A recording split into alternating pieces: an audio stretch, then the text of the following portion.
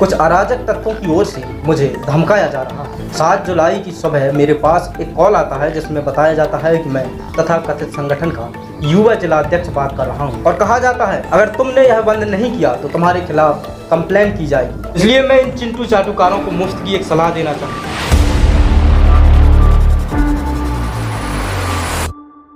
दोस्तों नमस्कार, मैं केपी सिंह एक बार फिर से आपके सामने हाजिर हूँ और उम्मीद करता हूँ कि आप सब ठीक होंगे। दोस्तों आज के इस वीडियो संवाद के माध्यम से मैं आपको बताऊंगा कि कैसे समाज के कुछ अराजक तत्वों की ओर से मुझे धमकाया जा रहा है, कैसे सामाजिक चेतना की बात करने पर मुझे कंप्लेन की बात कर डराया जा रहा है। मुझे कहा जा रहा है कि आखिर कैसे मैं अंधविश्वास में फंसे समाज को जागरूकता की ओर ले जा सकता हूँ, आखिर कैसे मैं अंधविश्वासी कुरीतियों को छोड़ने की बात कर सकता हूँ। और यह सब मुझे उस संविधान की पनाह में रहते हुए कहा जा रहा है जिसमें अभिव्यक्ति की आज़ादी है, पंथ निरपेक्षता जिसके स्तंभ में से एक है, अपनी विचारधारा के प्रचार प्रसार की आज़ादी है। दोस्तों 7 जुलाई की सुबह मेरे पास एक कॉल आता है जिसमें बताया जाता है कि मैं तथाकथित संगठन का युवा जिलाध्यक्ष बात कर रहा हूं और कहा जाता है कि क्या डाल रहे हो आजकल तुम इंटरनेट पर, तुम दक्ष की बात क्यों कर रहे हो, अगर तुमने यह बंद नहीं किया तो तुम्हारे खिलाफ कंप्लेंट की जाएगी। और अचानक से अनायास ही एक सम्मानित व्यक्ति को इस चर्चा में घुसेड़ दिया जाता है जिनका इस चर्चा से दूर दूर तक कोई लेना देना नहीं है। ये बात अलग है कि मैं उनके संपर्क में हूँ और कई बार मुझे उनसे मार्गदर्शन भी मिलता है, किंतु इस पूरी चर्चा से उनका कोई लेना देना नहीं। अब आप सोच रहे होंगे कि मैंने आपको उस व्यक्ति और उससे जुड़े संगठन का नाम क्यों नहीं बताया, तो मुझे नहीं लगता कि ये धूर्त व्यक्ति जो खुद को एक संगठन का युवा जिलाध्यक्ष बता रहा है वो इस लायक भी है कि मैं इस वीडियो में उसका नाम आपके सामने रखूं। जरा विचार कीजिए, ऐसे लोग समाज को क्या ही योगदान देंगे जिन्हें यही नहीं पता कि मौलिक अधिकार क्या होते हैं। एक पत्रकार से कौन से सवाल किए जा सकते हैं। इस फोन कॉल से ये साबित हो जाता है कि कैसे समाज सेवा के नाम पर समाज का दोहन करने वालों की दुखती रग पर हाथ पड़ते ही वह स्वयं चलकर सामने आ खड़े हुए और फोन कर धमकाने लगे। यह वही लोग हैं जो समाज का उपयोग कर अपनी रोटियां सेंकने में लगे हुए हैं, समाज के नाम पर अनर्गल कार्य कर रहे हैं। इन्हें समाज की उन्नति और पतन से कोई फर्क नहीं पड़ता। आप देखिए, जिनकी स्वयं की मानसिक चेतना क्षीण हो चुकी हो, ऐसे लोग समाज का नेतृत्व करने की बात कर रहे हैं जिन्हें शिक्षा से कोई लेना देना नहीं। ये तो बस यथोचित कार्य करने वालों को परेशान कर अपने कबीले में ये दिखाने में लगे हैं कि कैसे मैंने ऊल जुलूल बातें कर ये साबित किया है कि हम ही हैं जो समाज का बेड़ा गर्क करने में लगे हुए हैं और समाज फिर भी हमें स्वीकार कर रहा है। अब आप जरा एक पल के लिए विचार करें कि क्या किसी समाज का शिक्षित होना उसके लिए अभिशाप है या अंधविश्वास के जाल में फंसकर स्वयं को पतन की ओर ले जाना। अगर आप वास्तव में किसी को समाज का आदर्श बनाना चाहते हैं, समाज का चेहरा बनाना चाहते हैं, तो बनाइए प्रसिद्ध समाज सुधारक, सामाजिक क्रांति के महानायक, जाति पाति तोड़क मंडल के कर्ता धर्ता महाकवि महात्मा संतराम बीए को, जिन्होंने सामाजिक उन्नति के लिए 100 से भी ज़्यादा पुस्तकें लिखी। बनाइए डॉक्टर रत्नप्पा भरपप्पा कुम्हार को, जो एक भारतीय स्वतंत्रता सेनानी थे, भारत की संविधान सभा के सदस्य तथा सचिव चुने गए थे, जो डॉक्टर भीमराव अम्बेडकर के साथ भारत के संविधान के अंतिम मसौदे पर हस्ताक्षर करने वाले व्यक्तियों में शामिल थे। डॉक्टर साहब को पद्मश्री से सम्मानित भी किया गया है। सामाजिक चेतना और शिक्षा के प्रति इनकी जागरूकता को देखते हुए कोल्हापुर में इनके नाम पर आज भी देशभक्त रत्नप्पा कुम्हार कॉलेज ऑफ कॉमर्स संचालित है। बनाइए मींदूराम कुम्हार को, रामचंद्र विद्यार्थी को, आज़ाद हिंद फौज का हिस्सा रहे उत्तूलाल प्रजापति, प्रकृति का लाल कहे जाने वाले कंगलू कुम्हार को। इतना ही नहीं, विशाखा गाइडलाइंस जैसे अति आवश्यक कानून जिनकी वजह से अस्तित्व में आए, ऐसी भवरी देवी प्रजापति जैसी महिलाएं और न जाने कितने नाम जो आज भी गुमनाम हैं। और वो भी महज इसलिए क्योंकि प्रजापति समाज की मानसिक चेतना ही शून्य है, क्योंकि हम आज भी अंधविश्वास के अंधकार में गुम हैं। हम आज भी शिक्षा की बजाय दक्ष जैसे साहित्य के पात्र के पीछे दौड़ रहे हैं, जबकि हमें सही मायने में अगर समाज को उन्नति की ओर ले जाना है तो हमें शिक्षा को पूरी प्रमुखता से महत्व देना होगा। जरा विचार कीजिए, अगर बाबा साहेब भीमराव अम्बेडकर इन धार्मिक आडंबरों का त्याग ना करते तो क्या शेड्यूल कास्ट आज इस स्थिति को प्राप्त कर पाता।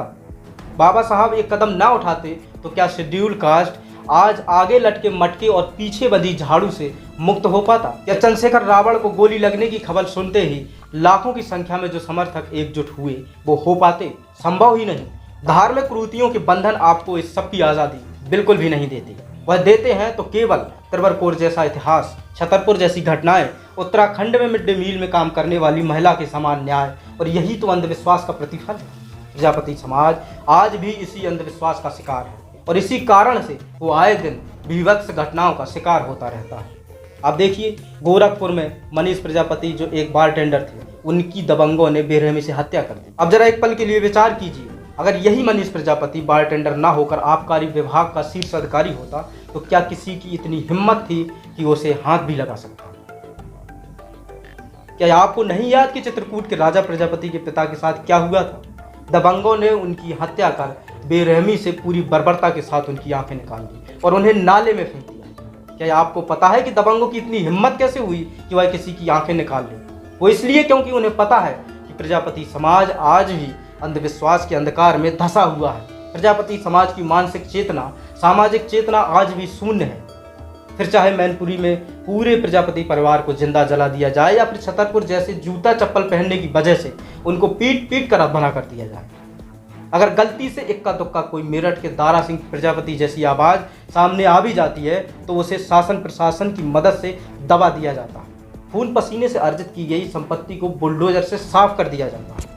पर यही बुलडोजर जब किसी प्रजापति के साथ अत्याचार किया गया हो, उसका शोषण किया गया हो, तो अपराधियों के खिलाफ दूर दूर तक दिखाई नहीं देती।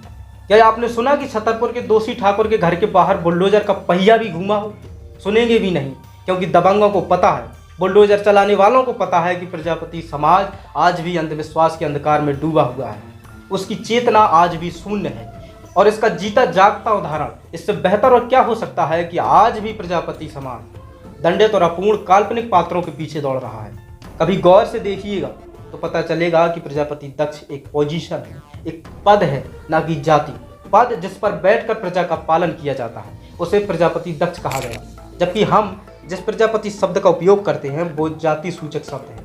आप किसे अपना इष्ट बनाते हैं, किसे नहीं, इस बात से मुझे कोई फर्क नहीं पड़ता। ये आपकी आस्था का विषय है। आप खूब पूजा अर्चना कीजिए दक्ष की, पर इस समाज को अंधकार में मत धकेलिए। मुझे इस बात से कोई फर्क नहीं पड़ता कि प्रजापति दक्ष को आप अपना आदर्श बनाएं या ना बनाएं। मुझे केवल इस बात का दुख है कि आज भी प्रजापति समाज के मेधावी होनहार बच्चों के लिए कुछ नहीं कर रहा।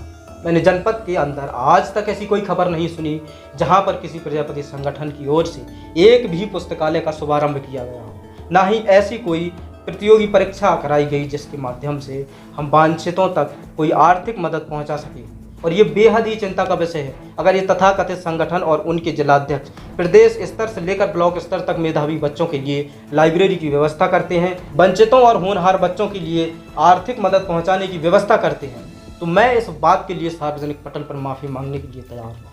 और अगर ये तथाकथित संगठन ऐसा करने में असमर्थ हैं तो उन्हें कोई अधिकार नहीं कि उसका तथाकथित युवा जिलाध्यक्ष मुझे फ़ोन करके इस बात के लिए धमकाए कि मैं अंधविश्वास को छोड़ने की बात क्यों कर रहा हूँ। अनावश्यक ही किसी के कार्य में बाधा उत्पन्न करना ये सभ्य व्यक्तित्व की निशानी नहीं है। और अगर दोबारा से इन तथाकथित युवा जिलाध्यक्षों की ओर से बेवजह ही ऐसा दुस्साहस किया गया तो मुझे अपने संवैधानिक अधिकारों का उपयोग करते हुए इनके खिलाफ जवाबी कार्यवाही करनी पड़ेगी। इसलिए मैं इन चिंटू चाटुकारों को मुफ्त की एक सलाह देना चाहूँगा कि निकट भविष्य में अगर आप ऐसा कोई भी कदम उठाते हैं तो मेरे द्वारा कहे गए वक्तव्यों का क्रॉस वेरिफिकेशन जरूर करें। कम से कम एक बार के लिए उसे चहुतरफे दृष्टिकोण से देखने का प्रयत्न जरूर करें। साथियों, इस पूरे प्रकरण में आपकी क्या राय है मुझे कमेंट करके ज़रूर बताएं। जय हिंद।